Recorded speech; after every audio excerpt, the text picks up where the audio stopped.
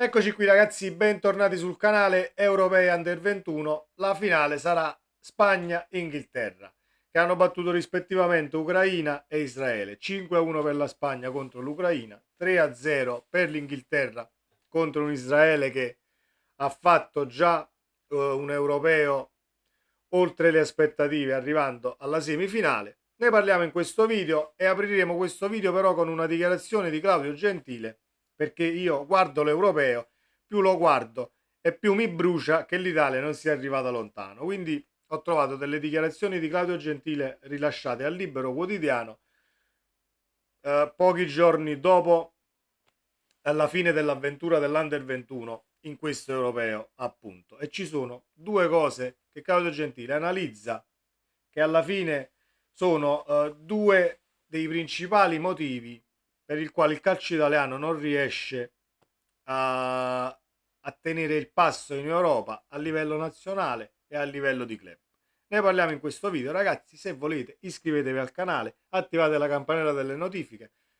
Parliamo di calcio, condividiamo calcio, fatemi sapere la vostra nei commenti e partiamo con le parole di Claudio Gentile. Allora, Claudio Gentile dice: il calcio italiano è malato, siamo fuori da 2 mondiali e da 4 Olimpiadi. L'europeo vinto con Mancini 2 anni fa, ahimè, è una splendida eccezione che conferma la triste regola. Siamo in crisi. Non ho nulla contro Nicolato, ma aveva già toppato un europeo.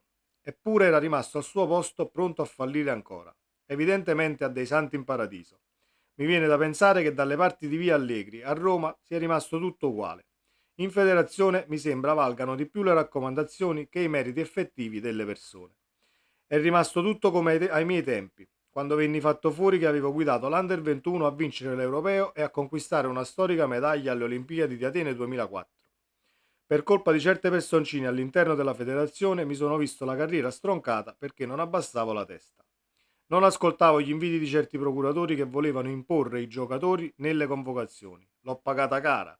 Oggi i giocatori sono nelle mani dei procuratori ed è questo il loro male. Io non ho mai avuto un procuratore. I procuratori rovinano il calcio.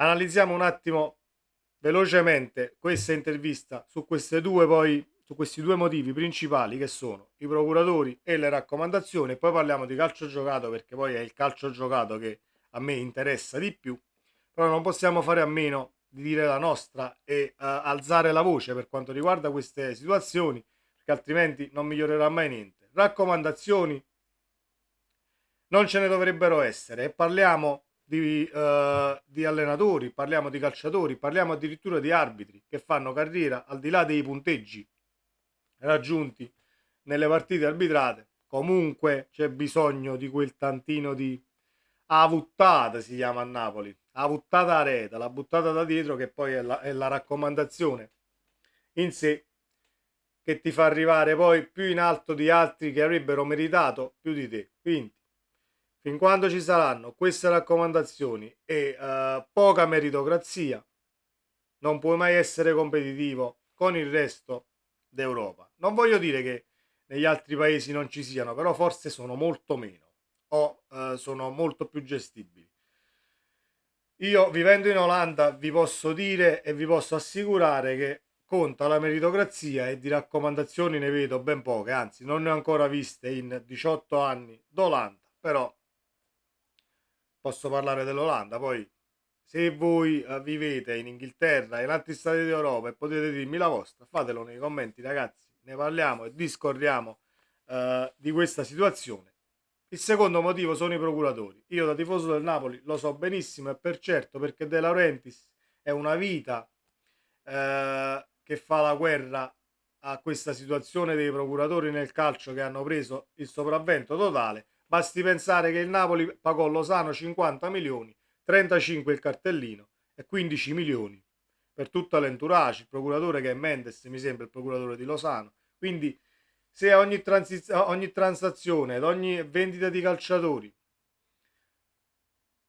ci devono mangiare 100, 80, 50, 40, 30 persone dalla vendita di un solo calciatore, allora è normale che Osimhen 160, Mbappé 200, Neymar lo prendiamo 2,20, vai, Hendrick dal Palmeiras 70 milioni, ma c'ha 15 anni. E vabbè, ma quello 40 a quello, 10 a quell'altro, 5 a quell'altro.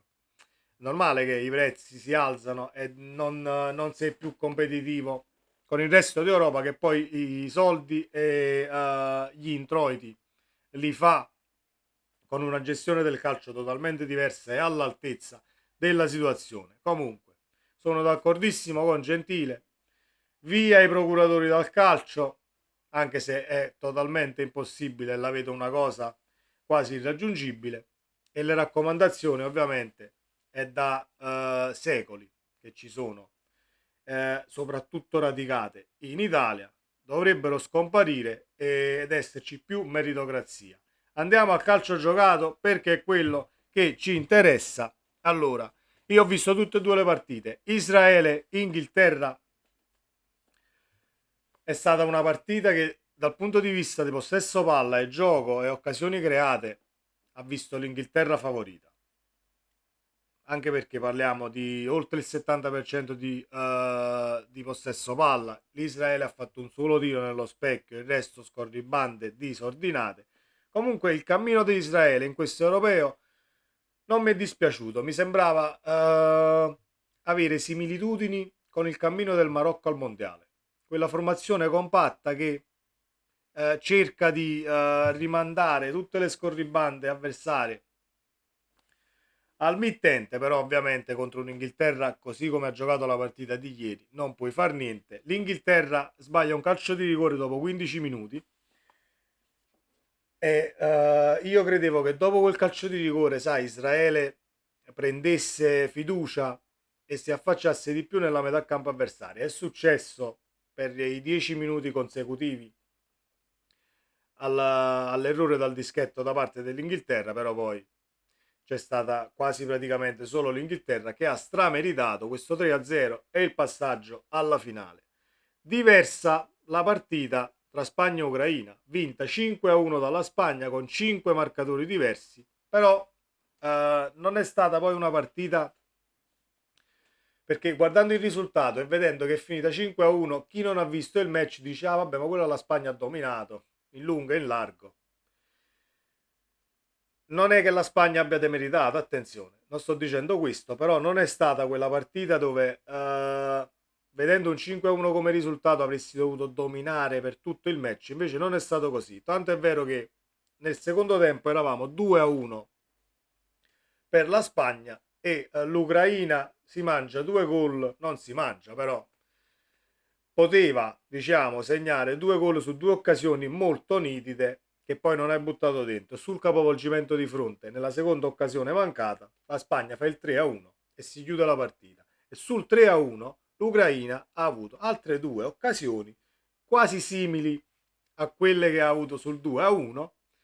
Non le butti dentro per bravura del portiere della Spagna, per chiusure difensive tempestive al momento giusto, non l'hai buttata dentro, hai perso la partita 5-1 perché comunque ti sei slegato. Sul 3-1 l'Ucraina ha continuato ad attaccare, a cercare di raddrizzare una partita che sembrava segnata e lo è stato poi alla fine. Però è stata una partita divertentissima come lo fu anche perché si sono già incontrate prima di questa semifinale Spagna-Ucraina e finì 2-2 la partita con due difese che venivano tagliate come il burro sia da una parte sia dall'altra. Finì 2-2 la partita e fu divertentissima perché ci furono tante occasioni sia per la Spagna sia per l'Ucraina, poi finì in pareggio la partita. Parliamo ancora dei raggruppamenti, eravamo nei gironi, sì, 2-2 ai gironi. Ieri è finita diversamente perché la Spagna è riuscita ad arginare meglio dell'Ucraina le scorribande offensive, però a livello difensivo è una Spagna che lascia qualcosina da dire e lascia qualche spazio. Quindi, avendo visto tutte e due le partite, non voglio dire che vedo un'Inghilterra favorita, ma non vedo una Spagna che possa vincere di gran lunga la finale. Perché l'Europea è una squadra super compatta e mette in difficoltà a livello offensivo e a livello difensivo non fa le cappellate che fa la difesa della Spagna. Almeno per quello che abbiamo visto ieri. Poi può darsi che sia stata una serata, però avendo visto comunque l'altro Spagna-Ucraina nei raggruppamenti, la difesa della Spagna mi lascia qualcosina da pensare e l'Inghilterra di ieri che ha vinto contro Israele può dire la sua e portare addirittura l'europeo a casa. Questa è la mia opinione, ragazzi. Fatemi sapere la vostra nei commenti. Ci guarderemo poi la finale che mi sembra sarà o sabato o domenica. Adesso non ho le date sotto mano e non ho nemmeno visto quando ci sarà la partita. Sempre Forza Napoli, iscrivetevi al canale, fatemi sapere cosa ne pensate. Ci vediamo nel prossimo video. Ciao.